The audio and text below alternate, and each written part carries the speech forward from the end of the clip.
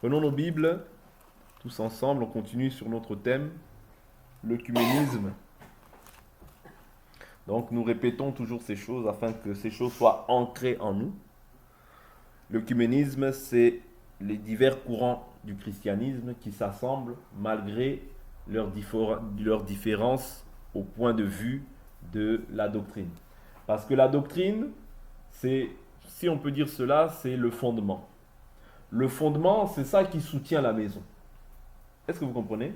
Le fondement, sans un bon fondement, la maison ne tiendra pas. La maison sera emportée.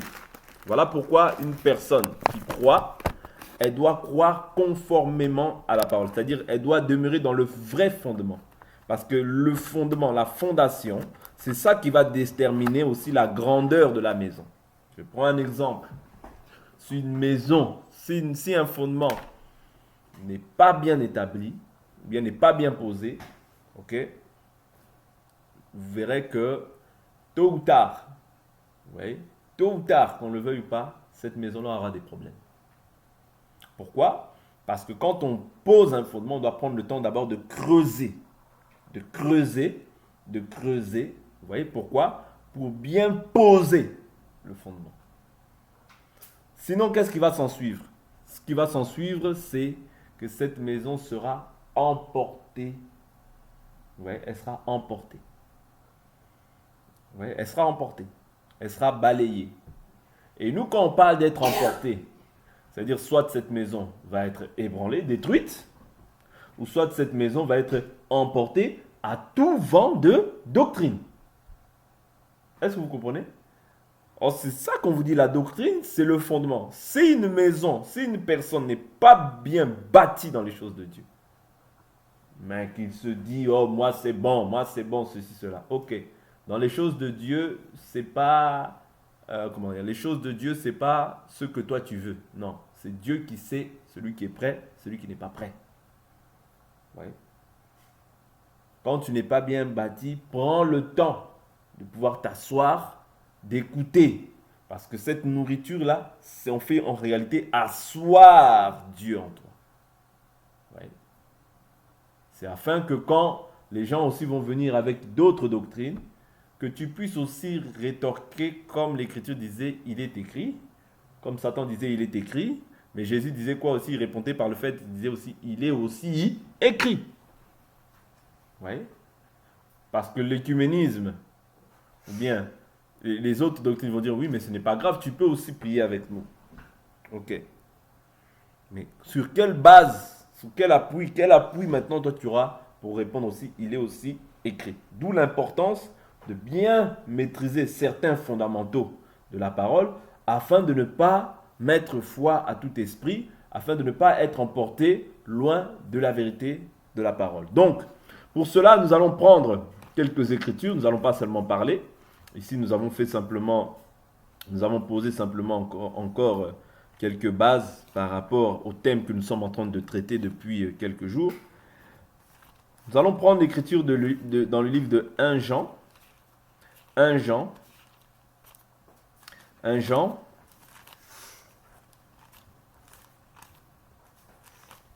1 Jean.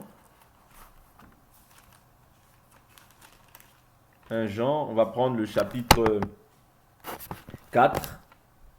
1 Jean chapitre 4, l'Écriture nous dit, bien-aimés, ne vous fiez pas à tout esprit, mais éprouvez les esprits pour savoir s'ils sont de Dieu. Car plusieurs faux prophètes sont venus dans le monde. Reconnaissez à ceci l'Esprit de Dieu. Tout esprit qui confesse Jésus-Christ venu en chair est de Dieu. Et tout esprit qui ne confesse pas Jésus n'est pas de Dieu, c'est celui de l'Antichrist, dont vous avez appris qu'il vient et qui maintenant est déjà dans le monde. Vous, petits enfants, vous êtes de Dieu et vous avez vaincu les faux prophètes, car celui qui est en vous est plus grand que celui qui est dans le monde. Eux, ils sont du monde, c'est pourquoi leurs paroles viennent du monde et le monde les écoute. Nous, nous sommes de Dieu. Celui qui connaît Dieu nous écoute. Celui qui n'est pas de Dieu ne nous écoute pas. C'est par là que nous reconnaissons l'esprit de la vérité et l'esprit de l'erreur.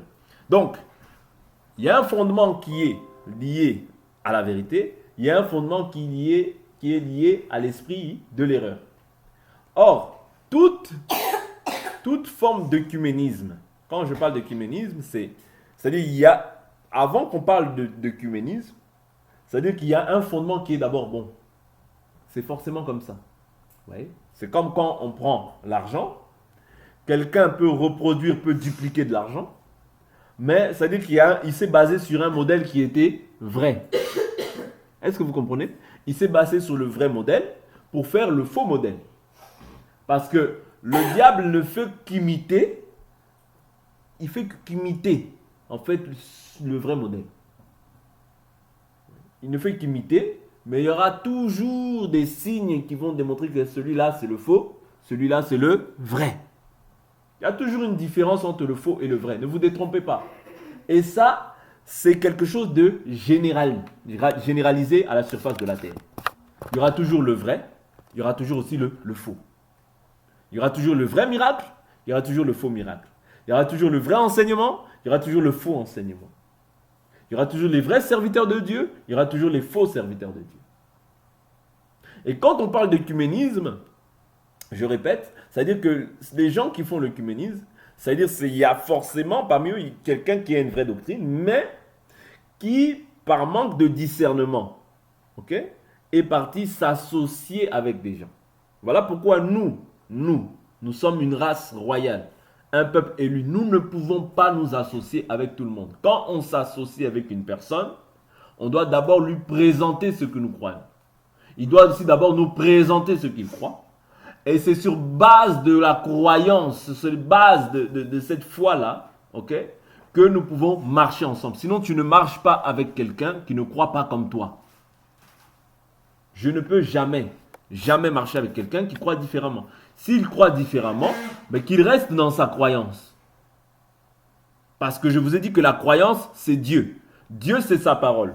Du fait que toi, tu marches avec le méchant, tu attires la colère de Dieu sur toi. Et tu participes aux œuvres des méchants. Voilà pourquoi cette foi que nous confessons, que nous partageons, ce n'est pas une foi où on doit s'amuser. Non. Tu marches avec moi si on croit la même chose. Tu ne marches pas avec moi si tu ne crois pas la même chose. Là où il y a la dictature, avant qu'elle commence sur la terre, elle commence d'abord au ciel. Le dictateur parmi tous, c'est Dieu. C'est-à-dire Dieu te veut pur, Dieu te veut pour lui. Comme il te veut pour lui, il doit t'exiger une manière de vivre. Et quand tu te soumets pleinement à sa volonté, tu es pleinement dans sa volonté, tu as trouvé grâce à ses yeux. Mais quand tu commences à dire, bon, je veux m'associer avec lui parce que moi, je me sens seul. Parce que je veux m'associer avec lui parce que lui, je vois qu'il a une grande église. Sans pour autant voir quel est le fondement. Par là, tu deviens ce qu'on appelle adultère. Est-ce que vous comprenez? Parce que là, ici, nous avons vu quoi? 1 Jean chapitre 4. L'Écriture nous dit, ne mettez pas foi à tout esprit. Ouais. Mais comment on fait? Éprouver les esprits. Un esprit, ne voyez pas simplement ça comme le fait d'un esprit qui a ni chair ni os. Non. Toute parole est un esprit. Tout enseignement, c'est un esprit. Toute action des hommes, les pensées des hommes, les paroles des hommes, c'est un esprit. Est-ce que vous comprenez? De la même personne qu'une personne, c'est un esprit, mais de la même manière que la parole d'une personne, c'est aussi un esprit. Et l'enseignement que la personne donne, c'est un esprit. Soit c'est l'esprit de l'erreur, soit c'est l'esprit de la vérité. Quand tu vois quelqu'un qui est dans l'esprit de l'erreur, toi, ta part, ce n'est pas de dire directement non, on se sépare. Non. Ta part, c'est d'abord de pouvoir le ramener à la raison. Ok? C'est d'abord de pouvoir l'expliquer. S'il demeure dans le mensonge, toi, ta part maintenant, tu l'as remis, c'est-à-dire tu as remis cette personne dans la vérité. Si cette personne ne veut pas écouter, toi, ne t'attarde pas avec cette personne. Ne t'attarde pas avec cette personne. Continue ton chemin, je continue mon chemin. L'évangile, ça vient pour diviser. Ne vous dites pas, ça n'existe pas l'évangile qui ne divise pas. Non, l'évangile vient pour diviser. Premièrement, l'âme et la chair, ou bien l'esprit et le corps. Vous voyez? Parce que c'est la division. Dieu veut que tout désir charnel soit séparé de tout esprit de désir spirituel. Ça, c'est dans une première partie. Mais secondement, l'évangile aussi vient diviser. Dans quel sens? C'est-à-dire ça vient diviser par rapport aux doctrines. Toute doctrine qui ne s'appuie pas sur la parole, c'est une doctrine à rejeter. Si la personne qui est là, maintenant elle se dit, oh ben non, moi je veux quand même, on reste quand même ensemble. Non, tu ne restes pas avec lui, tu pars. Oh lui il n'a pas l'amour. Tu ne comprends pas qu'est-ce que c'est que l'amour selon Dieu. Pourquoi? Pourquoi il faut faire ça? Parce que souvent on peut se dire que, ah mais c'est dur. Donc si tu ne crois pas, celui qui n'est pas avec moi est contre moi. Oui, celui qui n'est pas avec toi est contre toi. Ça, il faut pas négocier avec ça. C'est non négociable. Jésus a dit, celui qui n'est pas avec moi est contre moi. Celui qui n'assemble pas avec moi disperse. Pourquoi tu vas disperser? Demain, il s'avère qu'il y a des gens qui viennent. L'autre va dire, moi je crois comme ça. Moi je crois comme ça. C'est du désordre. Est-ce que vous comprenez? C'est du désordre. Dieu ne sera pas glorifié dans ça.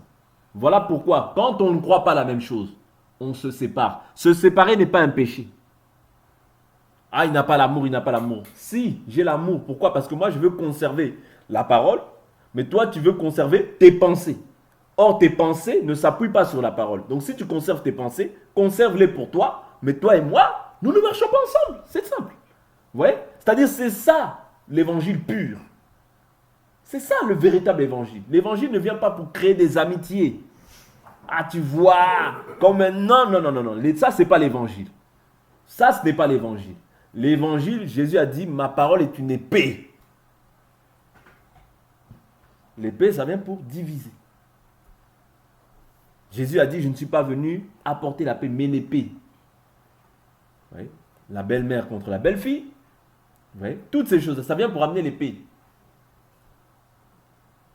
Donc, quand on marche selon le modèle. On marche, les actes qu'on pose, on regarde le modèle. Les enseignements qu'on reçoit, on regarde le modèle. Si ce n'est pas juste, on rejette. Parce que quand tu rejettes, tu demandes par là que tu aimes Dieu. Mais quand tu ne rejettes pas, tu acceptes en fait la volonté humaine. Or, toute volonté humaine qui ne s'accorde pas avec la parole, c'est une pensée venue du diable. Est-ce que vous comprenez? C'est ça l'esprit de l'œcuménisme. L'esprit de l'œcuménisme, c'est d'essayer d'embrasser même, c'est-à-dire au-delà même des unions des hommes, mais d'essayer aussi d'embrasser aussi des doctrines qui ne s'appuient pas sur la parole. Nous avions vu hier Deutéronome 13, qu'est-ce qu'il dit? Si un prophète ou un visionnaire, parce qu'aujourd'hui il y a beaucoup de prophètes et des visionnaires. Dieu m'a montré, j'ai vu. Ah bon? Tu as vu. Mais si tu as vu et que ce que tu as vu ne s'accorde pas, tu es un faux. Parce que quand tu as vu là, moi je ne dirais pas directement que celui-là, c'est un chrétien. Non! Oubliez ça. Oubliez ça. Balaam aussi, il voyait des choses, mais c'était un devin. Oubliez ça. Quelqu'un peut voir aussi des choses. Un sorcier aussi peut voir des choses. C'est pas mauvais. Dieu peut le faire. Oui. Donc c'est pas ça qui va déterminer le fait que cette personne-là est de Dieu ou elle n'est pas de Dieu. Non, c'est le fait que la personne respecte au doigt et à la lettre ce qui est écrit.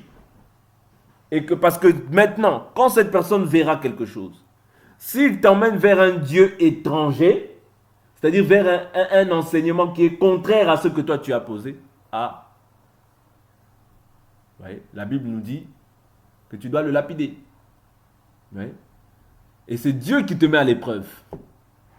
Voilà pourquoi tu ne peux pas à aucun moment falsifier, tordre le sens des Écritures. Tu ne peux pas. Dieu te veut pour lui.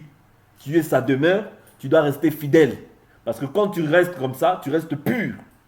Tu te gardes pur. Quand tu conserves cette parole au détriment de toutes les autres doctrines, tu te conserves pur. Et tu seras l'église qui sera enlevée. Tu feras partie des vierges, c'est-à-dire ceux qui seront enlevés. Pourquoi? Parce que tu as gardé la parole de la persévérance. Dieu aussi te gardera au jour de l'épreuve qui va survenir sur la terre. Est-ce que vous comprenez? Il y a une récompense à ceux qui gardent la parole de la persévérance. Ne vous détrompez pas. Quand tu te prives de mettre tous ces artifices-là, c'est pour Dieu que tu le fais, ce n'est pas pour un homme. Parce que Dieu t'a dit, toi maintenant tu le mets en pratique, tu as une récompense pour ça.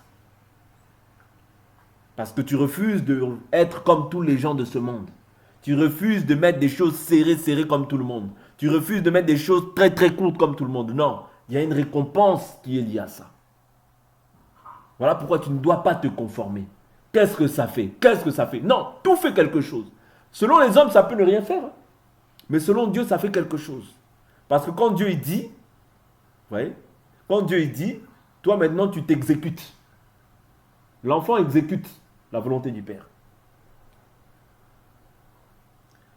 L'enfant honore le Père. Oui, le Fils honore le Père. C'est pas moi. C'est Malachie. Allons prendre ça. Si je suis Père, où est l'honneur qui m'est dû? C'est Malachie. C'est-à-dire l'honneur du Père, c'est qu'on puisse exécuter les commandements, les ordonnances qu'il a laissées. C'est ça. L'honneur qui est lié au Père.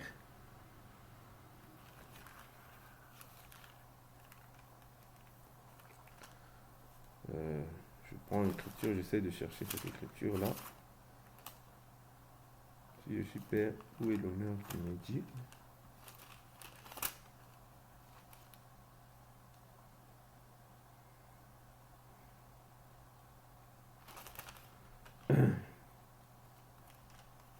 Si je ne trouve pas, je la donnerai peut-être par la suite, Dieu voulant.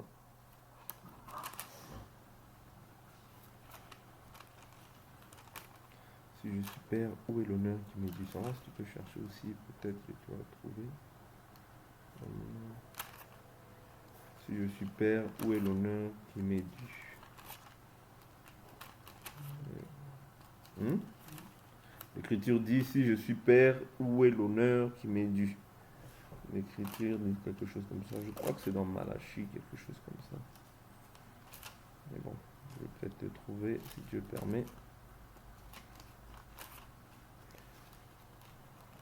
Ouais, donc quand on est Père, il y a un honneur qui doit être rendu au Père. Ouais, parce qu'il est Père. Ouais, de la même manière aussi, quand nous prétendons être de Jésus, il y a un honneur que nous devons rendre à Jésus. Jésus, toute église n'est pas l'église de Jésus. J'insiste sur ces choses-là. L'église de Jésus, c'est celle qui garde fidèlement sa parole. Vous voyez? On n'a pas dit que l'église de Jésus est, c'est-à-dire tout le monde est arrivé à la perfection, mais du fait que les gens s'exercent chaque jour à la piété, il y a un travail de perfectionnement qui est en train d'être accompli dans cette église-là. Pourquoi? Parce que la base déjà est respectée. C'est-à-dire, quand on parle de la base, c'est-à-dire l'enseignement déjà est respecté. Maintenant, il y a peut-être des imperfections. Vous voyez, des imperfections, mais Dieu corrigera. Vous voyez, Dieu corrigera afin que nous puissions arriver à destination. Vous comprenez? Donc, dans un premier temps, nous devons comprendre que déjà quand le fondement est bien posé, le reste, Dieu se glorifiera. Ouais, le reste, Dieu va se glorifier. Ouais. Donc c'est très important que nous comprenions ces choses. Bon, je ne trouve pas l'écriture, c'est pas grave, je reviendrai dessus la prochaine fois. Je crois, j'en suis quasiment sûr que c'est Malachie. Malachie, si c'est pas Malachie, je sais pas. Bon, je reviendrai dessus la prochaine fois, c'est pas grave. Je reviendrai dessus la prochaine fois. Malachie. Non, bon, je ne l'ai pas trouvé, c'est pas grave. Donc, quand on est père, le rôle d'un enfant, c'est pouvoir rendre l'honneur au père. Maintenant, ici, nous avions vu l'Écriture nous dire que ne mettez pas foi à tout esprit, éprouvez les esprits. C'est pas mauvais d'éprouver quelqu'un. Ouais. Sur quelle base de l'Écriture tu dis ça? Tu dis ça, mais la Bible dit ça. C'est pas mauvais. Ouais. Parce qu'aujourd'hui, les gens sont oui et amen. Non. On ne dit pas amen à tout, on dit amen à ce qui est écrit. On ne dit pas amen à tout. Non, ne devenez pas des amen à tout. Moi, j'aime bien les appeler les gens des amen à tout. Non, nous ne sommes pas des amen à tout. Nous nous observons parce que nous sommes des Béréens. Les Béréens avaient des bons sentiments parce qu'ils observaient chaque jour ce qu'on leur enseignait pour voir si cela était exact. Vous voyez? Donc c'est très important que nous ayons toujours ces sentiments-là, d'observer. Par rapport à tout ce qu'on nous dit, on observe. Parce que sinon, tu risques de basculer dans l'esprit de l'erreur. Or, nous, les motivations, tout ce que nous faisons, c'est afin de rester dans l'esprit de la vérité. Or, l'esprit de la vérité, c'est ce qui est écrit. Vous voyez? La vérité, c'est ce qui est écrit. Le mensonge, c'est ce que le diable vient apporter. Parce que la Bible dit qu'il n'y a pas d'erreur dans la vérité. Or, quand ils se rassemblent comme ça, ils se rassemblent par rapport à leur volonté, par rapport à leur philosophie. Parce qu'il n'y a plus Dieu.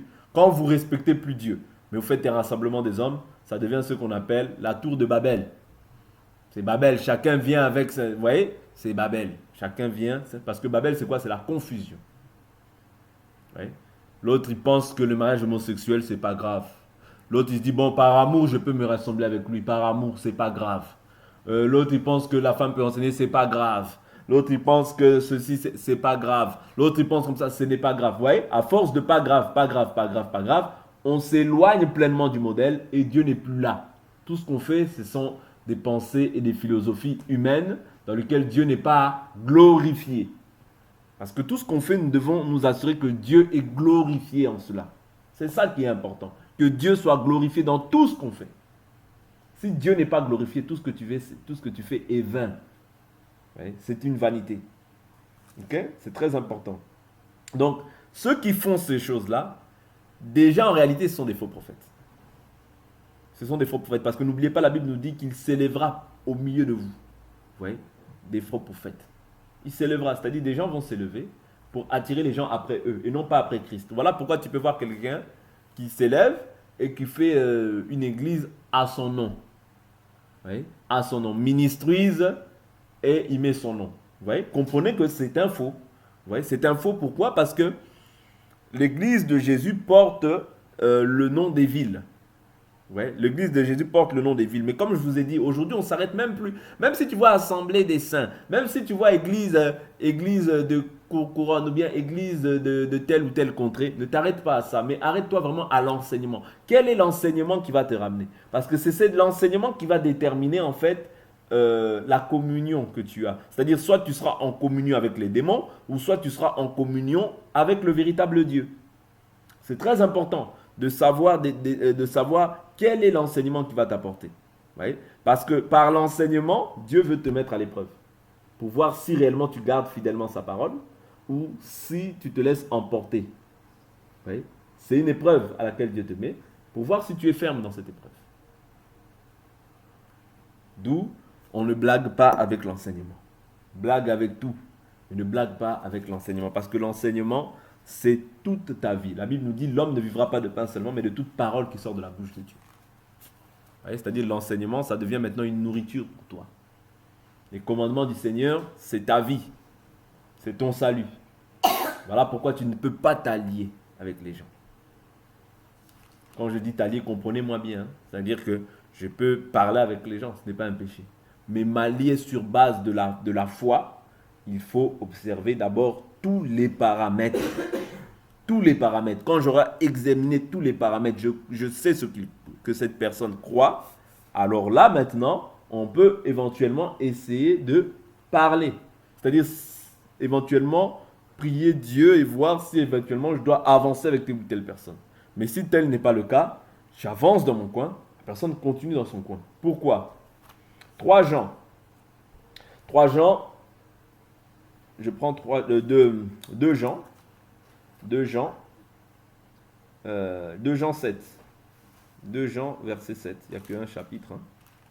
2 Jean verset 7. La Bible nous dit, car dans le monde sont entrés plusieurs séducteurs qui ne confessent pas Jésus-Christ venu dans la chair. Voilà le séducteur et l'antichrist. Ouais, c'est-à-dire il y a des gens qui, délibérément, eux, ne confessent pas Jésus-Christ. Mais il y a des gens qui parlent de Jésus-Christ à la bouche, mais quand on voit la doctrine dans son entièreté, vous voyez, on voit qu'en fait, ils ne confessent pas Jésus-Christ. C'est-à-dire, ils renient aussi Jésus-Christ, quelque part. Pourquoi? Parce que renier Jésus, ce n'est pas simplement dire « je renie Jésus » ou bien « je ne crois pas que Jésus est venu dans la chair ». Non, ce n'est pas seulement ça. Renier Jésus, c'est quand tu commences à ramener ta philosophie, quand tu commences à ramener tes pensées, tu renies aussi Jésus. Vous voyez? Tu renies Jésus. Est-ce que vous comprenez? Voilà pourquoi, dans leur temps, il s'agissait peut-être des gens qui disaient que Jésus n'était pas venu dans la chair, mais dans notre temps, le vice est beaucoup plus poussé. Ouais, le vice est beaucoup plus poussé. Ok? Donc il dit, prenez garde à vous-même, afin de ne pas perdre le fruit de notre travail, mais de recevoir une pleine récompense. Est-ce que vous comprenez? C'est-à-dire, là, les apôtres mettent en alerte l'Église. de prendre garde à tous ces faux vents, à ces vents de doctrine, vous voyez, qui viennent pour pouvoir écarter les gens de la foi, écarter les gens du salut, écarter les gens de la vérité. Parce que la vérité, c'est Jésus seul. En dehors de Jésus, c'est l'esprit du mensonge qui règne. C'est l'esprit de l'erreur. Toute personne qui n'est pas en Jésus-Christ, quand je parle de Jésus-Christ, le véritable Jésus, la véritable doctrine, parce que Jésus a dit, ma doctrine vient du ciel. C'est-à-dire toute personne qui n'est pas dans la doctrine du ciel que Jésus a présentée, relayée par les apôtres, est dans ce qu'on appelle l'égarement, l'esprit de l'erreur. Vous voyez? La Bible dit, prenez garde à vous-même, afin de ne pas perdre le fruit de notre travail, mais de recevoir une pleine récompense. Donc tout ce que tu fais, c'est pour obtenir une récompense. Ne fais pas les choses pour plaire à quelqu'un, non. Rassure-toi que ce que je fais, je sais que maintenant, comme je m'habille comme ça, je sais que quand je fais ça, j'aurai une récompense. Parce que quand tu marches, tu dois savoir que toi, tu n'es rien. Tu es une vapeur qui paraît pour un peu de temps. Cette chair-là que tu glorifies, cette chair que tu veux valoriser, elle n'est rien. Parce que quand tu la vois dans un comment on appelle ça, dans un tombeau ou bien dans un cercueil, tu comprends en fait que le corps, tout ce que l'homme affectionne selon la chair, ce n'est qu'une vanité. Ce n'est qu'une vanité. Ouais. Ce n'est qu'une vanité. Tout ce que l'homme affectionne selon la chair, ce n'est qu'une vanité. Ouais. Parce que la destination de tout homme, c'est ça. La fin de tout homme, c'est ça. Même si aujourd'hui, ce n'est pas toi. Même si demain, ce n'est pas toi. Un jour, ce jour-là viendra. Mais maintenant, est-ce que toi, tu auras mis ta vie en ordre avec Dieu? Quand ce jour-là viendra, ce jour-là te prendra, il faut que ce jour-là te prenne dans la vérité, que tu demeures dans cette doctrine. Souvent, tu vas voir des gens qui ont peur, des chrétiens qui ont peur, parce qu'ils ne comprennent pas. C'est-à-dire, ils ont cette peur, pourquoi? Parce qu'ils n'ont pas l'assurance du salut. Mais quand tu as l'assurance du salut, tu n'as plus peur de la mort. La mort pour toi devient un gain. Si tu meurs, tu dis gloire à Dieu. Si je vis, je dis gloire à Dieu. Parce que je sais que même si je veux rester, je finirai par partir. Sauf si Jésus revient. Là, par là, je ne verrai pas la mort. Mais si Jésus ne revient pas, que je suis encore... c'est-à-dire, je sais que je finirai par mourir. C'est-à-dire que quand toi tu marches avec la vie, mais tu marches aussi avec la mort en toi. Oui? Donc, nul n'est question pour nous de nous enorgueillir, de croire que nous sommes quelque chose. Parce que nous passerons comme tout homme. Les hommes que tu enterres aujourd'hui, demain, un jour aussi, dis-toi que ce sera toi qui seras enterré.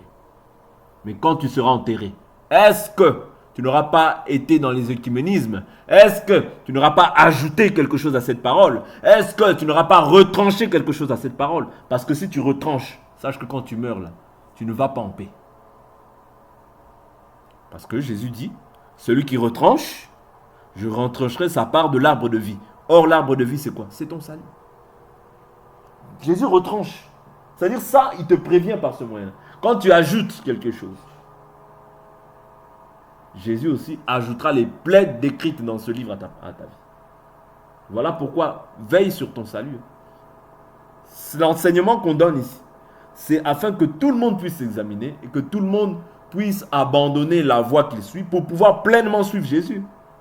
Ne te trompe pas, hein. Ces paroles même qu'on enseigne là, je suis en train de me purifier du sang de chacun. Vous voyez?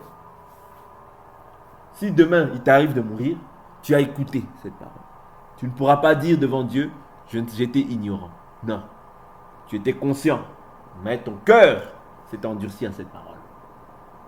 Vous comprenez? Donc, ici, on n'est pas là pour vous cajoler. On est là pour vous dire la vérité, afin que chacun d'entre nous mette ses voies en règle.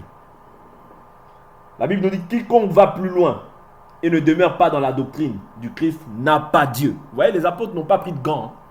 Comme les gens aujourd'hui prennent des gants pour dire certaines vérités aux gens. Non. La Bible dit, quiconque va plus loin et ne demeure pas dans la doctrine du Christ. C'est-à-dire qu'il y a une doctrine dans laquelle nous qui avons cru, devons demeurer. Vous voyez? Donc quand tu vas plus loin, quand tu ajoutes, tu n'as pas Dieu, tu n'as pas Christ. Celui qui demeure dans la doctrine a quoi? Celui qui demeure dans la doctrine a le Père et le Fils. Ouais. Parce que notre Dieu, je vous ai toujours dit, c'est le Père et le Fils, mais c'est l'Esprit qui rend témoignage. Il n'y a pas trois dieux, ne vous détrompez pas, c'est pas ce que nous sommes en train de dire. Le Père c'est l'Esprit, le Fils c'est la manifestation du Père dans la chair. Ouais. C'est Dieu fait chair.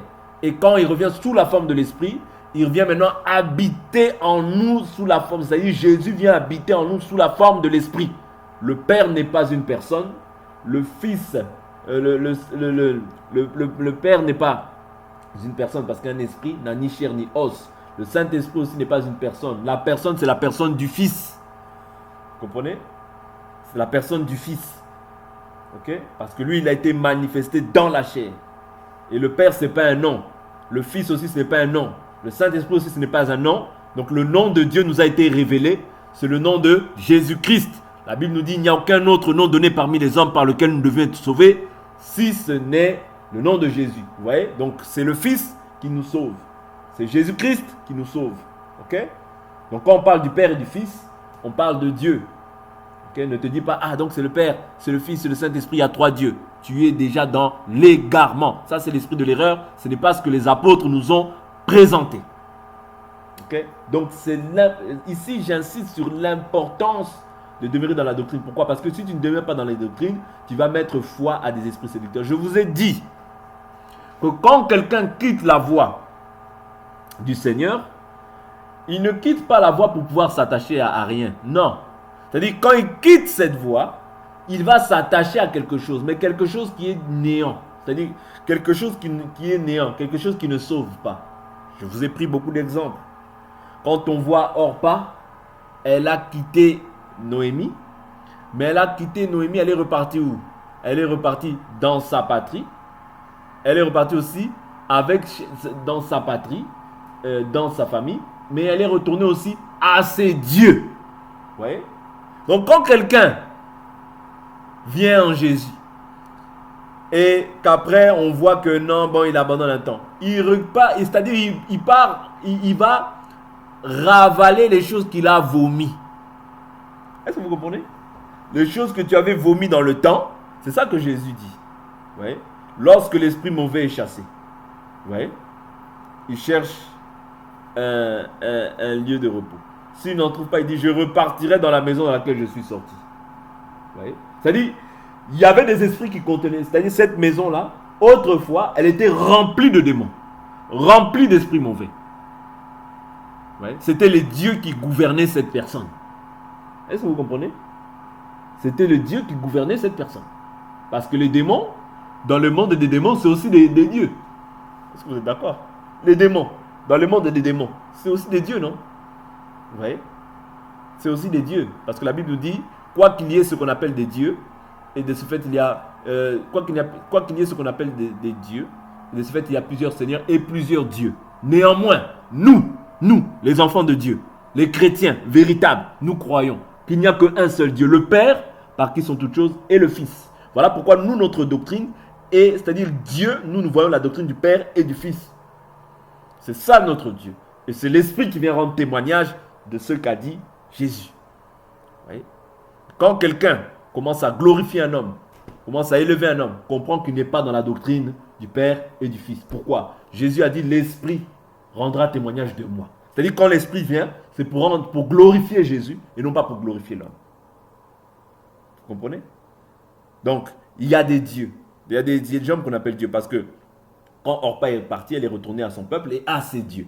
De la même manière aussi que quand quelqu'un vient à Jésus et qu'il repart dans les choses, c'est-à-dire qu'il vomit ces choses-là, les dieux qu'il avait vomis doivent revenir. Parce que les démons qui le gouvernaient là, doivent maintenant revenir dans sa vie. Vous voyez? Parce que quand tu fais un abandon de la foi, ouais, tu dois repartir à ce que tu avais vomi. Tu vas repartir, par exemple, tu étais impudique. Tu vas repartir dans l'impudicité, mais d'une manière exagérée. Tu mettais les pantalons serrés. Tu vas repartir aux pantalons serrés, mais d'une manière exagérée. C'est-à-dire, tu vas mettre maintenant les shorts coupés, mais avec maintenant, c'est-à-dire, tu vas faire des choses vraiment débordées. Pourquoi? C'est les démons qui étaient en toi qui sont sortis, mais qui sont revenus en plus grand nombre. Toi, tu ne peux pas commencer à pouvoir estimer. C'est-à-dire, les choses que tu avais vomi, tu vas les ravaler. Le chien est reparti à son vomissement. La truie à peine lavée est partie se vautrer encore dans le bourbier. Tu vois vraiment quelqu'un qui est là, il est propre, mais il va dans un bain de boue. Parce que la boue, c'est le péché dans lequel tu étais autrefois. Quand Dieu t'a lavé, tu es pur. Mais quand tu repars dans ces choses-là, tu repars dans les choses que tu avais vomi et ta condition sera pire qu'avant. Voilà pourquoi quand on croit jusqu'à la fin. Quand on croit, on persévère dans la prière, dans la parole. C'est comme ça qu'on doit croire. On ne croit pas. Quelqu'un ne peut pas croire, il ne prie jamais. Quelqu'un ne peut pas croire, il n'est jamais enseigné. Tu ne crois pas correctement. Quand tu crois, tu persévères. Parce qu'il y a un modèle que Dieu nous a donné. Nous, la seule chose que nous devons faire, écouter le modèle, persévérer dans le modèle pour ne pas être emporté. Est-ce que vous comprenez? Tout ça, ça fait partie du modèle. Si on ne le fait pas ainsi, vous allez voir que peu de temps après, les gens vont être emportés. Loin de la vérité. Pourquoi? Ils vont commencer à mettre foi au mensonge. Ils vont commencer par l'esprit, ils vont finir par la chair. Pourquoi? Parce qu'il n'y a qu'une seule vérité, il n'y en a pas deux. Oui. Quand Dieu, par exemple, établit des gens au devant de toi, écoute-les. Humilie-toi. Pourquoi? Parce que c'est pour ton bien. C'est pour ton bien. Oui. C'est pour ton âme. Parce que si ton âme n'est pas remplie de ça, du désir d'en haut, elle va être remplie du désir d'en bas. Quand ton âme est remplie du désir d'en bas, c'est ça qui va se manifester aussi dans ta chair. Et tu vas commencer à justifier le méchant. Ça fait quoi si on s'associe avec les catholiques? Vous aussi, vous êtes trop dur. Quand tu vois de tels langages, comprends que la personne est en train de pouvoir s'égarer.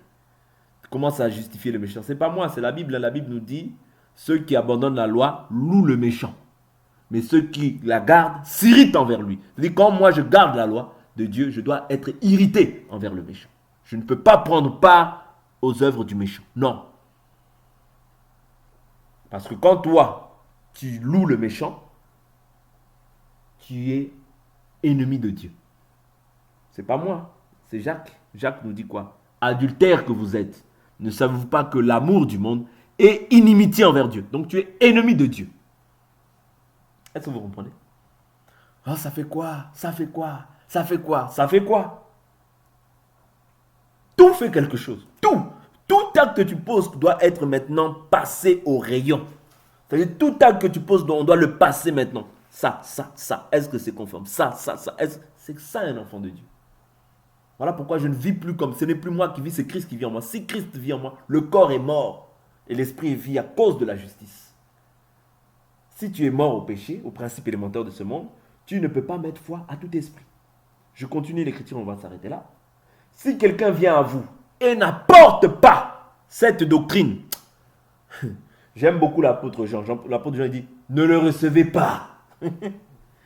Les gens qui sont trop, comment on dit, trop laxistes ou bien trop, un amour qui est charnel, qui n'a rien à voir avec les choses de Dieu. L'apôtre Jean, même bien que c'est celui qui a parlé beaucoup d'amour, hein, l'apôtre Jean, toutes ses lettres, c'est l'amour, aimez-vous.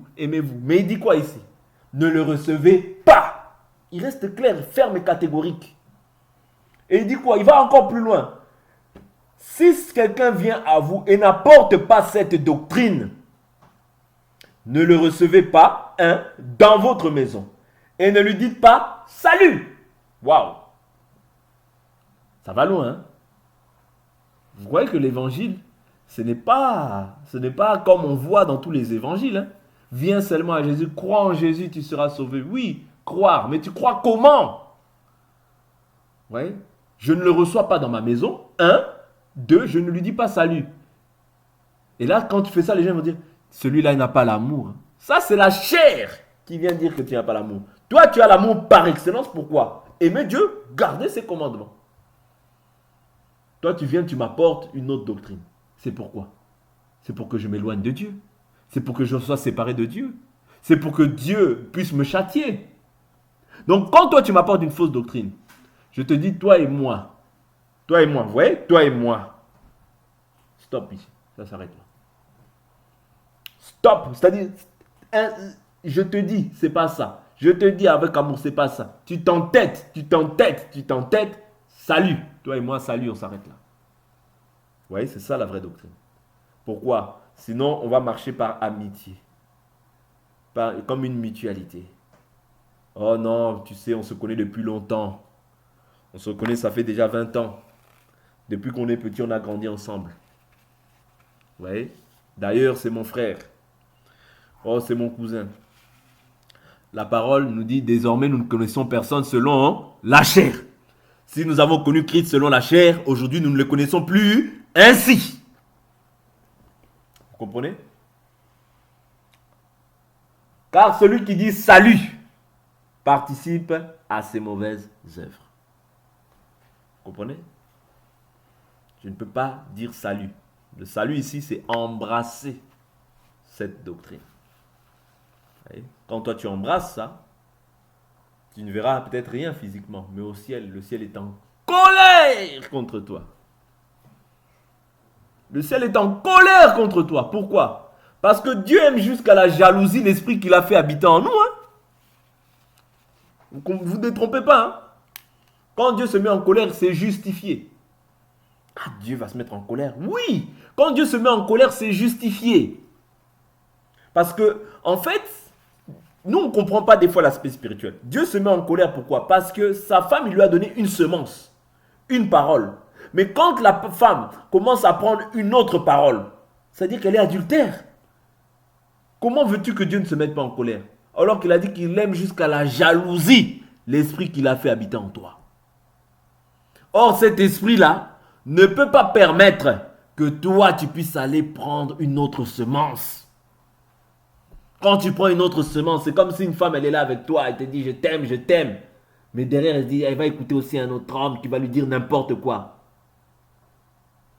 Est-ce que vous comprenez? Ou bien un autre homme, elle va avoir des relations avec un autre homme. Comment est-ce que tu peux encore accepter cette femme? Est-ce que vous comprenez? Donc c'est très important de demeurer ferme dans ce que nous croyons. Avant toute chose, demeurer ferme dans ce que nous croyons. Amen. Donc on va s'arrêter là pour aujourd'hui. On continuera demain par la grâce du Seigneur.